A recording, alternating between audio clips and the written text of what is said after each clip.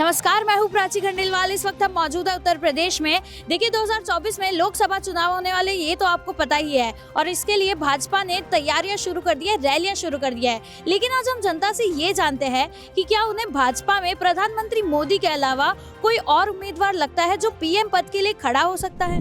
आपको लगता है भाजपा से प्रधानमंत्री मोदी के अलावा कोई और उम्मीदवार है जो पीएम पद के लिए खड़ा हो सकता है?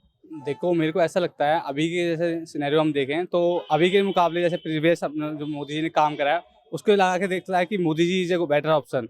लेकिन अगर आप पूछ ही रहे हो कि कोई और ऑप्शन में होना चाहिए, तो पहला तो मोदी जी हैं, लेकिन उसके बाद अगर कोई और ऑप्शन हमें देखना है तो योगी जी, उन्होंने काफ़ी अच्छा काम करा यूपी में। आप देखो जो जिस हिसाब से उनकी जीडीपी यूपी की इंक्रीज हुई है पिछले कुछ सालों में, तो योगी जी ने काफ़ी अच्छा काम करा। तो आप देखो यूपी के रोड्स इंफ्रास्ट्रक्चर हो गया, अपना दिल्ली मेरठ एक्सप्रेस वे आप देख सकते हो, और मेरठ जो अपनी रैपिड रीजनल रेल मेट्रो बनी है अपनी फर्स्ट इंडिया की, वो आप देख सकते हो। और अपना अयोध्या वाला जो आप राम मंदिर का है वो भी देख सकते हो। मतलब वी आर एक्सपेक्टिंग कि कुछ भी बुरा नहीं हुआ इस केस में, पूरा मंदिर भी अच्छे से बन गया। तो हमारे पास और भी ऑप्शन हैं बीजेपी के अंदर, लेकिन अगर हम बीजेपी से बाहर बात करें तो मुझे कोई भी चेहरा नहीं दिखता जिस पे हम थोड़ा सा उम्मीद करके वोट भी दे सके। बिकॉज दूसरी चीज़ क्या है, एक अपोजिशन पार्टी स्ट्रांग होना काफ़ी ज़्यादा ज़रूरी है आज की डेट में। बट आज की डेट में हमारे पास ऐसी कोई पार्टी है नहीं कि जो बीजेपी का अगेंस्ट थोड़ा सा स्ट्रांग खड़ा हो सके। तो क्लियरली दिखता है कि हमको आने वाले 2024 में बीजेपी ही आने वाली है। और अभी एज ऑफ नाउ फेस तो अपने मोदी जी हैं, वो अच्छा भी कर रहे हैं, ग्लोबली भी अच्छा उनकी रिकॉग्निशन है, तो आई एक्सपेक्ट कि वही बने।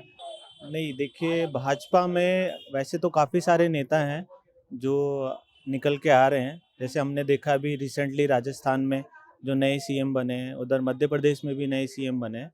बट यस, वो अभी प्रधानमंत्री पद के लिए नहीं दावेदार है, बिकॉज जब तक मोदी जी हैं तब तक तो मोदी जी ही हैं। जब वो खुद ही अपनी मर्जी से स्वेच्छा से रिटायरमेंट ले लेंगे तब शायद कोई और आगे आ पाएगा। अगर मोदी जी चूज़ करते हैं कि वो नहीं रहना चाहते हैं, तो उसके बाद तो बहुत सारे लोग हैं, योगी जी हैं, शिवराज जी हैं, बहुत सारे लोग हैं जो प्रधानमंत्री बनने की काबिलियत रखते हैं और बहुत अच्छा चला सकते हैं देश को। अभी तो मैडम मोदी जी हैं, है ना। उसके बाद हमें लगता है Yogi ji one of the best candidate for our country. तो योगी जी तो होना ही चाहिए उसके बाद। क्यों ऐसा लगता है, वजह बताइए। मैम, अगर आप उनका ट्रैक रिकॉर्ड देखिएगा योगी जी का, डेवलपमेंट, यूपी गुंडों का प्रदेश कहलाता था किसी टाइम पे। आज की डेट में देखिएगा कि योगी में गुंडों की तो बात ही नहीं होती, डेवलपमेंट की बात होती है। आप नोएडा यूपी में कहीं गोरखपुर की बात कीजिएगा, ईस्टर्न यूपी की बात, वेस्टर्न यूपी की बात, हर जगह डेवलपमेंट। तो आई थिंक मोदी जी के बाद योगी जी तो होने चाहिए। और मेरा सौभाग्य है कि मैं उत्तर प्रदेश में पैदा हुआ और योगी जी मेरे मुख्यमंत्री हैं। मैं अपनी लाइफ में हमेशा याद रखूंगा, योगी जी हमारे मुख्यमंत्री हैं।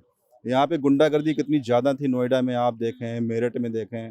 आज की डेट में गुंडों के ऊपर कोई बात करता, कोई बात नहीं करता, सब डेवलपमेंट की बात करते हैं। गुंडे को तो पता ही नहीं रहा कहाँ रह गए मैडम। तो Yogi ji one of the best as per my choice. आपको क्या लगता है? आफ्टर प्रधानमंत्री नरेंद्र मोदी जी के बाद तो योगी आदित्यनाथ जी ही अच्छे लीडर हैं। जो मैं पूर्वांचल से बिलोंग करता हूं, और आप अभी 10 साल पहले अगर पूर्वांचल को आप देखते तो आपको लगता कि क्या ये भारत देश का हिस्सा है।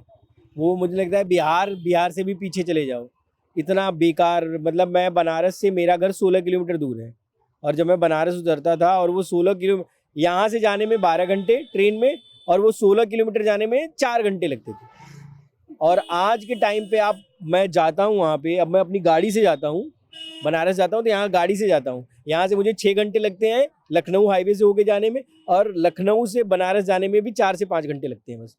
तो आपको भाजपा में और कोई नेता नहीं लगता योगी जी के अलावा भी और कोई उम्मीदवार गार्ड कर? बहुत सारे हैं, नितिन गडकरी जी हैं, उन्होंने आप देखो ना इंफ्रास्ट्रक्चर सारा उन्होंने बनाया है। उसके बाद आप अमित शाह जी हैं, है ना, he is one of the best guy to take excellent decision. आप देखो ना, देवेंद्र फडणवीस की बात करो, महाराष्ट्र के जो मुख्यमंत्री, वो कितने अच्छे कैंडिडेट हैं। वो भाजपा तो मतलब रहना चाहिए, 50 साल तो रहना चाहिए। लीडरशिप जो है वो अलग है। नहीं, भाजपा में तो हम लोग नहीं कह सकते कि कोई उम्मीदवार है, क्योंकि अभी तो एक ही कैंडिडेट है अपने पास भाजपा में, ठीक है, और वो हमारे नरेंद्र मोदी जी। उसके अलावा भाजपा में मुझे लगता नहीं कि कोई, जब तक वो रहेंगे, कोई होगा भी। अच्छा, उनके रहते हुए मुझे लगता नहीं कि कोई आ सकता है। आपको लगता है विपक्ष से कोई उम्मीदवार है जो जगह ले सकता है पीएम मोदी की? विपक्ष में हमारे पास बहुत उम्मीदवार है, बट आजकल जिस तरह से ईडी का और सीबीआई का मिसयूज हो रहा है, तो मुझे लग रहा है कि काफ़ी कैंडिडेट्स हैं, लेकिन राहुल जी है, ठीक है, अच्छा काम कर रहे हैं, लेकिन समहाउ एक इमेज का परसेप्शन ऐसा बना दिया लोगों ने कि लोगों को नहीं समझ आ रहा कि वो जो समझाना चाह रहे हैं। तो मेरी नज़र में कैंडिडेट्स काफ़ी हैं। मुझे लगता है कि आज की जो फाइनेंस मिनिस्टर है ना, ठीक है, निर्मला सीतारमन, उनसे बेहतर जब कांग्रेस थी, उनसे बेहतर क्या कहते हैं अपना इकोनॉमिक स्टैंडर्ड था। अब आप देखेंगे कि देश को अगर आप ध्यान से देखेंगे तो बहुत ही कर्ज में बढ़ता ही जा रहा है, कर्ज हमेशा बढ़ता ही जा रहा है, ऐसा नहीं है कि कम हुआ है, ठीक है। तो मुझे लगता है कि अगर कांग्रेस आती है तो चाहे व्यापारी वर्ग हुआ, चाहे किसान वर्ग हुआ, ये जितने भी ये वर्ग है, ठीक है, ये सब लोग खुशी रहेंगे इन कंपैरिजन। अभी हमें लगता है कि अभी भ्रष्टाचार थोड़ा कम हो गया, लेकिन दिखने में कम हुआ है, एग्जैक्टली कुछ कम नहीं हुआ। ये तो था सिर्फ एक मुद्दा, लेकिन ऐसे ही और मुद्दों पर देश की जनता क्या सोचती है इस बारे में कनेक्ट करने के लिए सब्सक्राइब कीजिए न्यूज़ कनेक्ट।